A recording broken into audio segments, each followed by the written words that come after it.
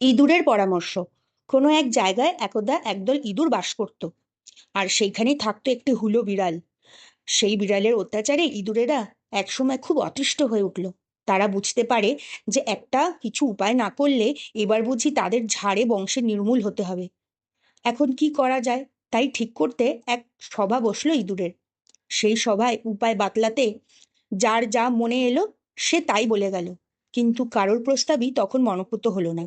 অবশেষে এক বিজ্ঞ ইঁদুর বলল, আমি বলি কি, ওই বিড়ালের গলায় একটা ঘন্টা বেঁধে দেওয়া হোক, তাহলে ঘন্টার আওয়াজ শুনেই আমরা সাবধান হয়ে যেতে পারবো।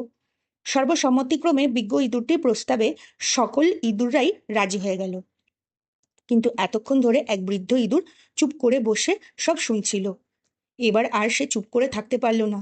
বৃদ্ধ ইঁদুরটি বলল, আমার প্রবীণ বন্ধু যা বললেন সে খুবই বুদ্ধির কথা বটে। বিড়ালের গলায় ঘন্টা বেঁধে দিতে পারলে আমাদের ইষ্ট সিদ্ধ হয় ঠিকই, কিন্তু আমার জিজ্ঞাসা হচ্ছে ওই ঘন্টাটা বিড়ালের গলায় বাঁধতে যাবে কে? বৃদ্ধ ইঁদুরটির কথা গুরুত্ব ছিল, তাই বৃদ্ধ ইঁদুরটির কথা শুনে অন্যান্য ইঁদুররা আর কোনো উত্তর দিতে না পেরে একে অপরের মুখ চাওয়াচাই করতে লাগলো।